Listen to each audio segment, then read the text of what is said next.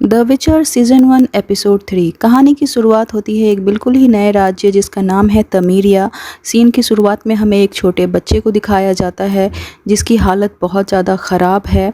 उस पर लगता है किसी ने अटैक किया है और वो बताता है कि उस पर वेयरवुल्फ ने अटैक किया है। तमीरिया राज्य के गाँव वाले किसी एक विचर को ढूंढ कर लाते हैं। इस विचर का नाम रीमस है। इसके गले में हम एक लॉकेट देख पाते हैं जो कि बिल्कुल वैसा ही है जैसा कि गेराल्ट के गले में होता है।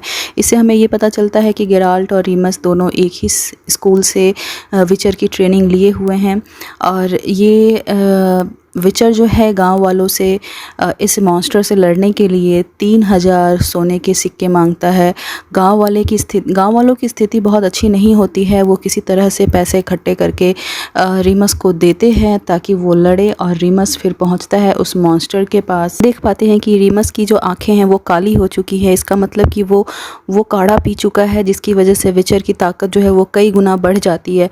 बट इसके बावजूद भी वो उस मॉन्स्टर के सामने नहीं टिक पाता है और उसकी मौत हो जाती है।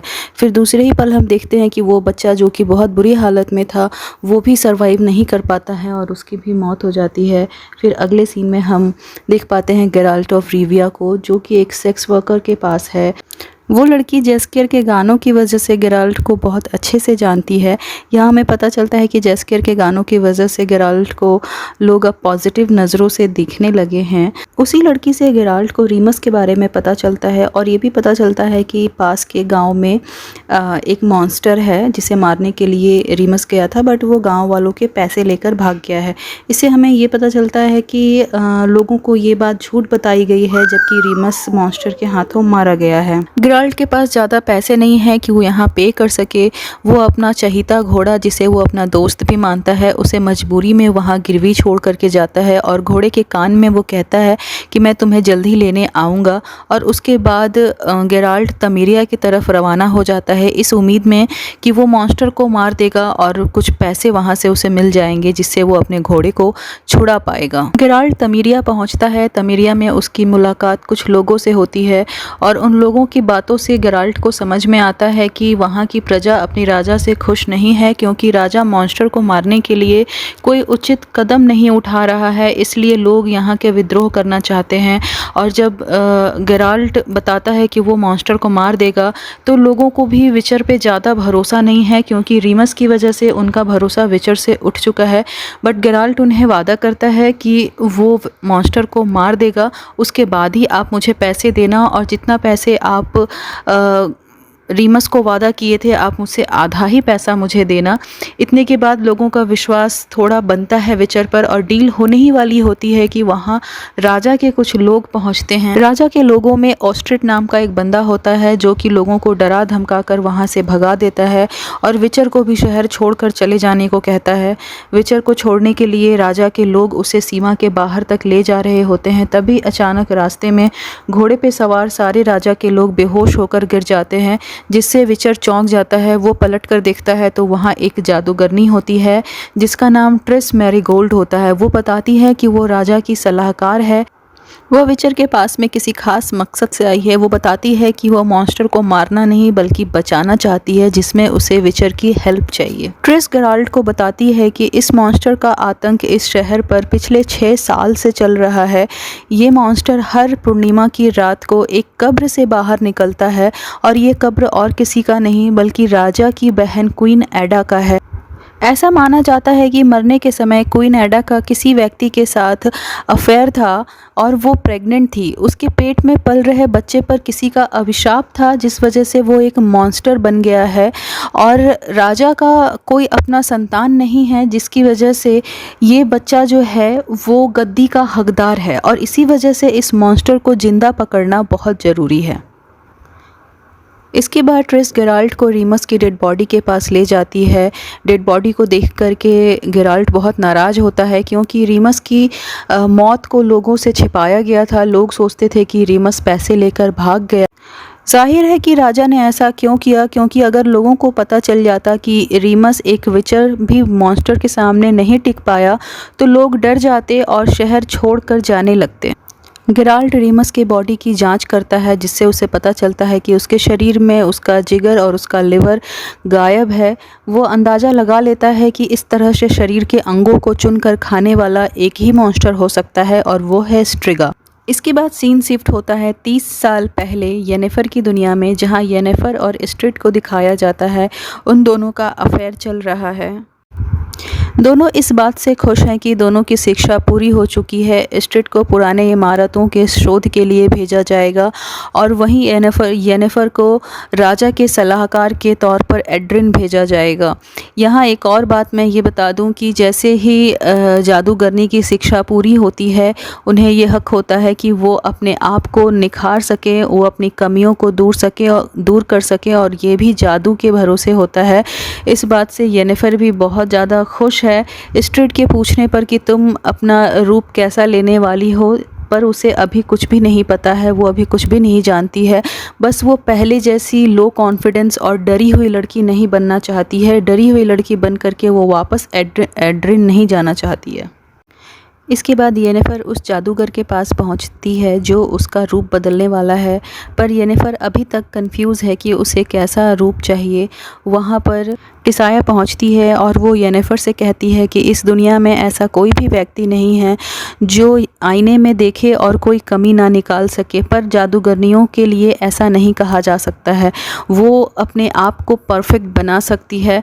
फिर वो येनेफर को कहती है कि तुम आंख बंद करके सबसे ताकतवर जादूगरनी को इमेजिन करो, और उसके बाद येनेफर ऐसा ही करती है। वो अपनी आंखें बंद कर लेती है। उसके बाद टिसाया जादू से उसके मन के उस इमेज को आईने में दिखाती है। आंखें खोलने पर येनेफर को आईने में अपनी ही शक्ल नज़र आती है। ट्रिस गेराल्ट को राजा के पास लेकर जाती है और वो राजा से कहती है कि हमें इस विचर को हायर करना चाहिए ताकि वो मॉन्स्टर को बचा सके, परंतु राजा के दूसरे सलाहकार इस बात से सहमत नहीं हैं। उनका कहना है कि गेराल्ट मॉन्स्टर से मिलेगा तो वो मॉन्स्टर को मार डालेगा और गांव वालों से इसके पैसे लेकर यहाँ से चला जाएगा। परंतु ट्रिस समझाती है कि हमें एक बार विचर पर भरोसा करना चाहिए और हमें रानी एडा के रूम की एक बार जांच करनी चाहिए, जिससे ये पता चल सके कि उससे श्राप किसने दिया था, और इससे हम श्राप का तोड़ भी निकाल सकेंगे।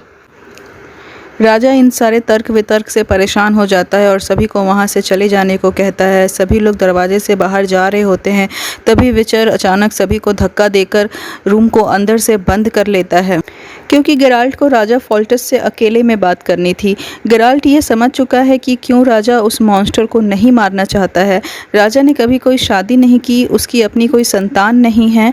राजा का अपनी ही बहन क्वीन एडा से अफेयर था, और वो जो बच्चा अभी मॉन्स्टर बन चुका है वो बच्चा राजा का ही है।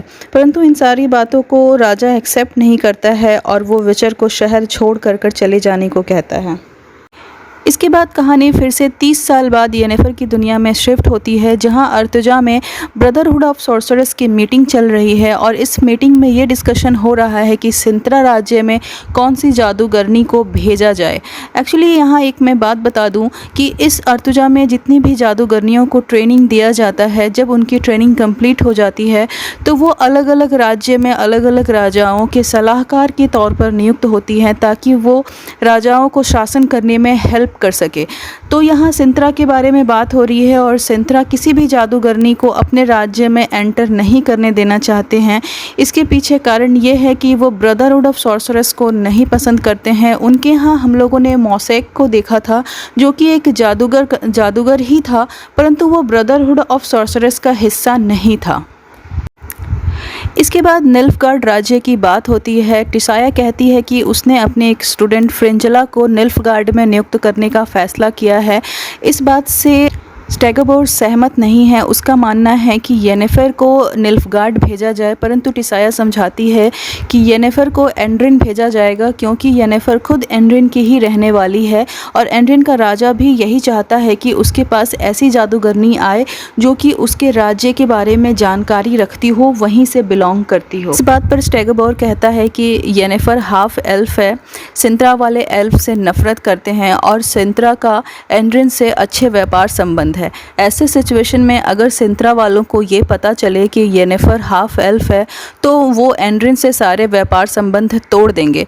इसीलिए ये डिसीजन राजनीतिक तौर पर बिल्कुल भी सही नहीं है। यहाँ मैं आप लोगों को ये बात बता दूं कि ब्रदरहुड ऑफ सॉर्सरर्स जो है सिंत्रा वालों को अपने में मिलाना चाहते हैं। इस सिचुएशन में वो किसी भी तरह से सिंत्रा वालों को नाराज़ नहीं कर सकते। आखिरकार मीटिंग में वोटिंग करने का डिसीजन लिया जाता है और इस वोटिंग में टिसाया का पलड़ा हल्का हो जाता है और येनिफर को निल्फगार्ड भेजने का फैसला किया जाता है।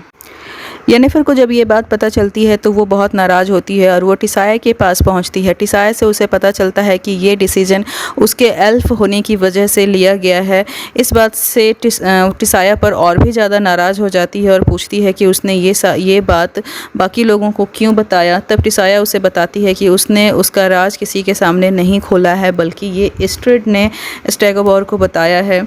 येनिफर ने अपना ये राज इस्ट्रिड से भी शेयर किया था और उसी ने स्टेगोबोर से ये बातें जाकर बताई। इसके बाद सीन शिफ्ट होता है गेराल्ट के पास, जहां तमीरिया के राजा ने गेराल्ट को राज्य से निकल जाने को कहा था, परंतु वो बात को ना मानते हुए क्वीन एडा के कमरे पर पहुंचता है और उसके साथ में जादूगरनी ट्रिस भी पहुंचती है। कमरे की छानबीन करने पर ट्रिस को वहाँ एक लेटर मिलता है जो क्वीन की माँ ने क्वीन एडा को लिखा था और उस लेटर को पढ़कर ये समझ में आता है कि क्वीन की माँ को एडा और फॉल्टस के बीच जो अफेयर चल रहा था उसके बारे में पता था। गेराल्ट और ट्रिस इस नतीजे पर पहुंचते हैं कि हो सकता है कि क्वीन एडा की माँ ने ही क्वीन एडा को श्राप दिया हो। इसलिए दोनों ऑस्ट्रेट के पास पहुंचते हैं ताकि उन्हें श्राप के बारे में और कुछ जानकारी मिल सके, परंतु उन दोनों की बात को काटते हुए ऑस्ट्रेट बताता है कि हो सकता है कि राजा ने क्वीन एडा का रेप किया हो और उसके बाद उसके बच्चे को श्राप दे दिया हो। तभी अचानक हम देखते हैं कि गेराल्ट को ऑस्ट्रेट से जो महक आ रही थी वही सेम महक उसे क्वीन एडा के बिस्तर से आ रही थी। इस बात से वो अंदाज़ा लगा लेता है कि क्वीन एडा और ऑस्ट्रेट के बीच भी कुछ था। यहाँ मैं आपको शॉर्ट में कहानी बता दूँ कि क्वीन एडा और ऑस्ट्रेट के बीच अफेयर था और वो अपने भाई के साथ भी फिजिकल हुई थी। ये बात ऑस्ट्रेट को नहीं पसंद था, इसलिए ऑस्ट्रेट ने राजा को श्राप दिया था, परंतु वो श्राप राजा को ना लगकर क्वीन एडा के पेट में पल रहे बच्चे को लगता है और इसी वजह से क्वीन एडा की भी डेथ हो जाती है। ऑस्ट्रेट नहीं चाहता है कि क्वीन एडा की सच्चाई दुनिया वालों के सामने आए, इससे उसके नाम पर धब्बा लगेगा, इसलिए उसने ये सारी सच्चाई सभी से छुपा कर रखी। गेराल्ट ऑस्ट्रेट से श्राप को हटाने का तरीका पूछता है, बट वो कहता है कि उसे नहीं पता है कि ये श्राप कैसे हटेगा। इसके बाद सीन शिफ्ट होता है अर्तुजा में, जहाँ पर सभी जादूगरनियों की शिक्षा कंप्लीट हो गई है और एक समारोह हो रहा है जिसमें जादूगरनियों को ब्रदरहुड ऑफ सॉर्सरर्स का हिस्सा बनाया जा रहा है, परंतु वहाँ येनिफर मौजूद नहीं। इस्ट्रिड येनिफर को ढूंढता हुआ उसके पास पहुंचता है। वो देखता है कि येनिफर कुछ लिख रही है, एक पत्र लिख रही है। पूछने पर बताती है कि वो ये साबित करने की कोशिश कर रही है कि वो जिसके साथ रही है, जिसने उसे पाला है, वही उसका असली पिता है, वह कोई एल्फ नहीं है। इस्ट्रिड बताता है कि इसका कोई लाभ नहीं होने वाला है। येनिफर इस्ट्रिड पर बहुत नाराज़ होती है इस बात से कि उसने स्टेगोबोर को उसकी सच्चाई क्यों बताई। इस्ट्रिड कहता है कि उसे नहीं पता था कि वो इस सच्चाई का इस तरह से उपयोग करेगा। वो इस्ट्रिड को कहती है कि जाकर स्टेगोबोर को बता दे कि उसने पहले झूठ बोला था, वो कोई एल्फ नहीं है। पर इन सब बातों को इस्ट्रिड कहता है कि सब बातें बेकार है। वो खुशखबरी देता है कि मुझे रिसर्च के बहाने अलग अलग कॉन्टिनेंट्स पे भेजा जाएगा, तुम मेरे साथ चलो, हम एक अच्छी ज़िंदगी जिएंगे, हम पूरी दुनिया घूमेंगे और तुम्हें जादूगरनी भी बनने की ज़रूरत नहीं है। परंतु येनिफर इस बात से खुश नहीं है। उसका कहना है कि ये उसके लिए एक स्लो पॉइज़न है क्योंकि वो जादूगरनी बनना चाहती है। उसके बाद दोनों के बीच में काफ़ी बहस होती है, झगड़ा होता है और येनिफर वहाँ से चली जाती है और वो पहुँचती है उस जादूगर के पास जो उसका रूप बदलने वाला है। जादूगर से येनिफर प्रक्रिया शुरू करने के लिए कहती है, परंतु जादूगर का कहना है कि प्रक्रिया अभी शुरू नहीं किया जा सकता क्योंकि दर्द कम करने वाला औषधि अभी तैयार नहीं है। परंतु येनिफर बिना औषधि के भी प्रक्रिया को शुरू करने के लिए कहती है और वो कहती है कि वो किसी भी तरह के दर्द को बर्दाश्त कर जाएगी। जादूगर तैयारियां करने लगता है। प्रक्रिया स्टार्ट होने से पहले येनिफर एक और बात कहती है। उसका कहना है कि उसके आँखों को और उसकी कलाइयों पर सुसाइड के जो मार्क्स है उसको ना चेंज किया जाए, उसे रहने दिया जाए। इसके बाद बहुत ही अजीब सा एक प्रक्रिया स्टार्ट हो जाता है जिसमें वो जादूगर येनिफर का यूट्रस निकाल कर उसे जलाकर उसका पाउडर बनाता है, जो देखने में बहुत ही ज़्यादा घिनौना प्रतीत हो रहा था। दूसरी तरफ राजमहल में पार्टी चल रही है जहां राजा अपनी चुनी हुई जादूगरनियों के साथ डांस कर रहे हैं। यहीं पर हमें क्वीन एडा और फॉल्टेस को भी दिखाया जाता है। आप देख सकते हैं कि यहाँ ये दोनों बच्चे हैं, क्योंकि येनिफर की कहानी गेराल्ट की कहानी से 30 साल पहले की चल रही है और यहाँ अभी ये दोनों बच्चे हैं। हमें एंड्रिन राज्य के राजा को भी दिखाया जाता है जो अपनी जादूगरनी फ्रिंजला से बिल्कुल भी खुश नहीं है। इसके बाद वहां पहुंचती है येनिफर, जिसका रूप पूरी तरह से बदल चुका है। वो बहुत सुंदर लग रही है, उसे देखकर सब चौंक जाते हैं। वो पहुंचती है सीधा एंड्रिन के राजा के पास में, और ये उसकी एक चाल है क्योंकि वो निल्फगार्ड ना जाकर एंड्रिन जाना चाहती है। और इस तरह से अपने खूबसूरत चेहरे के साथ जब वो एंड्रिन के राजा के सामने पहुंचती है तो एंड्रिन उससे बहुत खुश होता है। और जब वो ये जानता है कि वो एंड्रिन की राजधानी वेंगरबर्ग से बिलोंग करती है तो वह उसे ही अपनी जादूगरनी के तौर पर नियुक्त कर लेता है। और हम देख पाते हैं ब्रदरहुड ऑफ सॉर्सरर्स के सारे मेंबर बहुत नाराज़ दिख रहे हैं क्योंकि सभी चाहते थे कि येनिफर को निल्फगार्ड भेजा जाए। इसके बाद कहानी शिफ्ट होती है गेराल्ट की दुनिया में। गेराल्ट उस मॉन्स्टर को मारने के लिए किले के अंदर जाने वाला है। किले के बाहर राजा अपनी सेना के साथ खड़ा है। राजा बहुत भावुक है। वो गेराल्ट के पास आता है और पूछता है कि क्या वो उसकी बेटी को बचा पाएगा। बेटी कहने से ही हम समझ जाते हैं कि उसने गेराल्ट के सामने सारी बातों को एक्सेप्ट कर लिया है। गेराल्ट के पास कोई जवाब नहीं है। वो अपने पॉकेट से एक ब्रोच निकालता है और राजा को थमाते हुए कहता है कि अगर मैं आपकी बेटी को बचा पाया तो ये ब्रोच उसे दे देना। हम देख पाते हैं कि ये ब्रोच रेनफ्री का है।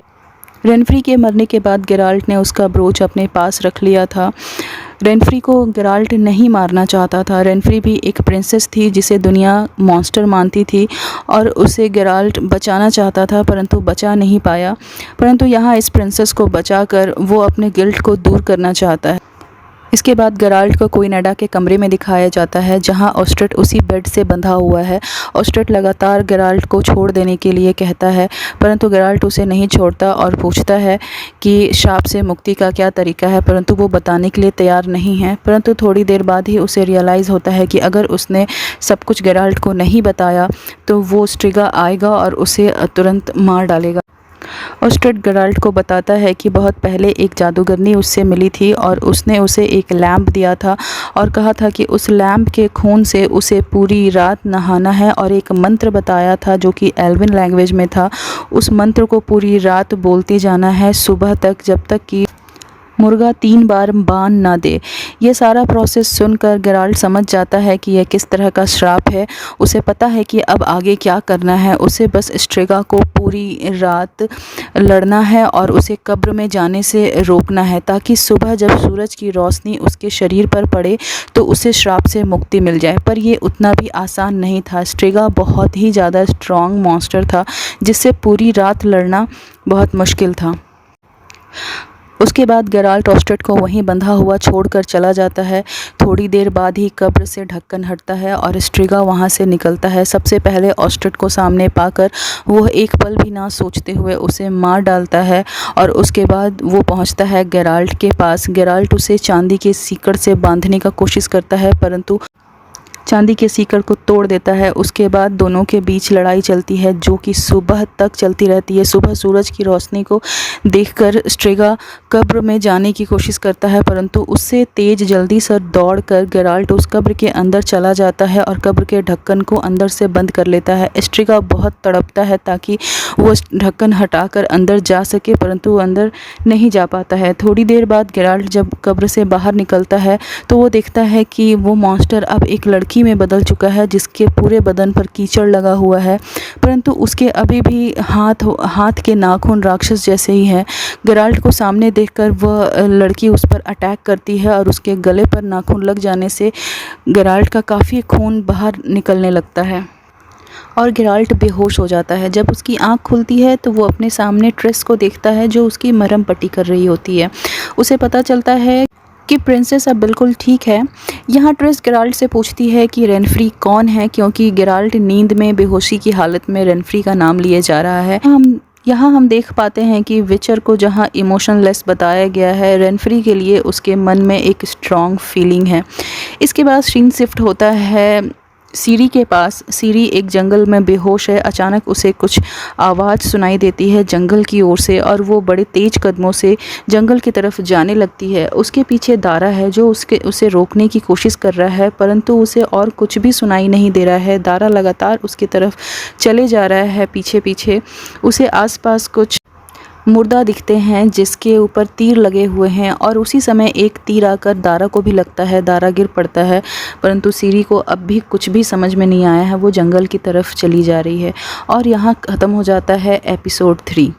अगर आप लोगों को मेरा वीडियो पसंद आ रहा है तो प्लीज़ लाइक कर दीजिएगा, चैनल को सब्सक्राइब कर दीजिएगा। मैं आप लोगों से मिलती हूँ नेक्स्ट एपिसोड यानी एपिसोड 4 के साथ में। तब तक के लिए बाय बाय।